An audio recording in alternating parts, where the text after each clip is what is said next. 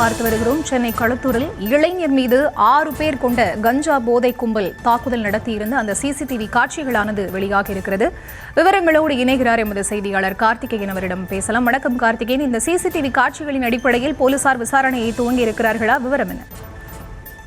பிற்பகல் வணக்கம். சென்னை கொளத்தூரில் வாலிபர் ஒருவர் மீது கொலைவெறி தாக்குதலானது தற்போது நடைபெற்றிருப்பதாக, அதாவது நேற்று இரவு நடைபெற்றிருப்பதாக தெரிய வந்துள்ளது.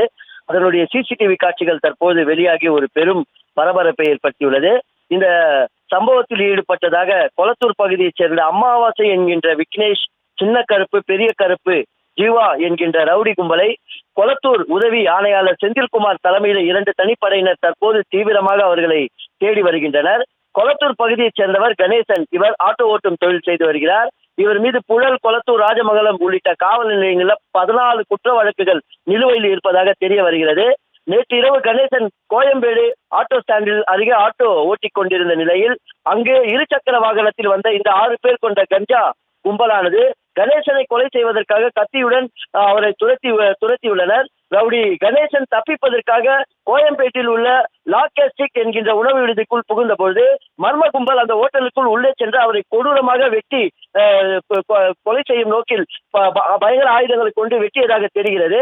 இதனையடுத்து தலை மற்றும் உடம்பில் வெட்டு காயமடைந்த ரவுடி கணேசனை போலீசார் மீட்டு KMC மருத்துவமனையில் அனுமதித்தனர். அங்கு தற்போது அவருக்கு தீவிர சிகிச்சை பிரிவில் சிகிச்சை அளிக்கப்பட்டு வருகிறது. இதே போல சென்னை கொளத்தூர் கிரிஜா நகர் சாலையில் இந்த கும்பல் வேறொரு நபரை தேடி வந்துள்ளது. அந்த நபர் கிடைக்காத ஆத்திரத்தில் அந்த வழியே நடந்து சென்று கொண்டிருந்த, அதாவது அதே பகுதியைச் சேர்ந்த கார்த்திக் என்ற வாலிபரை இந்த கும்பல் அறிவாளால் வெட்டி சாய்த்துள்ளது. அந்த சிசிடிவி காட்சிகள் தற்போது நமக்கு கிடைத்து அதனை நாம் திரையில் பார்த்து வருகிறோம். கார்த்திக் என்பவருக்கு சரமாரியாக அறிவால் வெட்டி விழுந்ததில் அவர் உயிருக்கு ஆபத்தான நிலையில் சென்னை மாதவரம் அருகே உள்ள மெரிடியன் என்கின்ற தனியார் மருத்துவமனையில் தற்போது உயிருக்கு ஆபத்தான நிலையில் அவர் அனுமதிக்கப்பட்டுள்ளார். அங்கு அவருக்கு தீவிர சிகிச்சையானது அளிக்கப்பட்டு வருகிறது.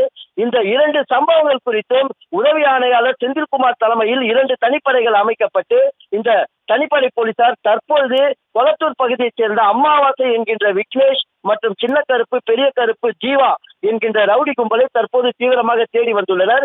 புழல் சிறையிலேயே இவர்களுக்குள் ஒரு மோதல் இருந்து வந்ததாகவும், இதில் 2 பிரிவுகளாக இருவரும் பிரிந்து கொண்டு 2 ரவுடி கும்பலாக கொளத்தூர் பகுதியில் தொடர்ந்து செயல்பட்டு வருவதாகவும், இந்த 2 ரவுடி கும்பலுக்குள்ளே ஏற்பட்ட முன்விரோதம் காரணமாக தற்போது இந்த கொலை முயற்சியானது நடைபெற்றுள்ளதாக காவல்துறை வட்டாரத்தில் நமக்கு தகவல் கிடைத்துள்ளது.